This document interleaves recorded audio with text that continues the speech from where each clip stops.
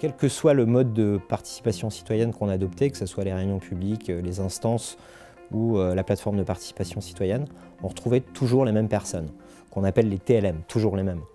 Le défi pour nous, c'était de trouver une solution qui permettait de diversifier les publics. Pour répondre à notre cahier des charges qui était innovant et quand même assez poussé, on a rencontré Democratic Factory qui nous a présenté Phil.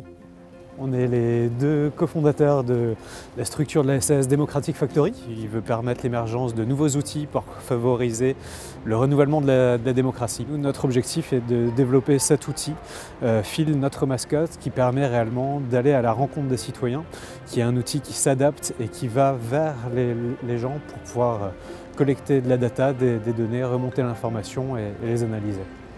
Donc l'outil s'utilise très simplement, on va lui parler, on va lui soumettre sa contribution, ce qu'on aime, ce qu'on n'aime pas, avec sa voix en appuyant sur un bouton. Donc, pas besoin de s'y connaître en informatique. Cette voix va ensuite être envoyée sur notre serveur. Donc rien n'est stocké dans l'appareil.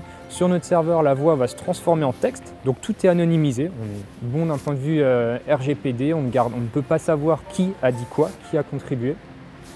Ensuite, tous ces fichiers voix vont aller dans une interface d'administration à laquelle a accès par exemple la ville de Strasbourg. Et sur cette interface, on va pouvoir retrouver l'ensemble des contributions et une première analyse sémantique qui permet de relever les mots-clés de chacune des contributions, d'en voir les tendances, de voir, tiens, est-ce que les personnes ont plus parlé d'écologie, de sujets micro, de sujets macro, etc. Des petits problèmes du quartier ou de problèmes en général de la ville. Et ça, c'est fait de manière instantanée. Ça veut dire qu'on va pouvoir lancer une consultation et directement à la fin de la consultation, on va pouvoir avoir un premier retour avec les principaux mots-clés et les principales tendances entièrement anonymisées. L'idée, c'est de publier instantanément aussi, dès qu'on a ces textes, sur la plateforme d'Open Data pour que les citoyens aient les textes recueillis en même temps que nous.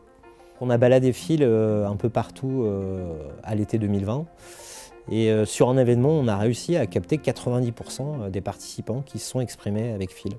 Donc il a vraiment un capital sympathie et il libère la parole.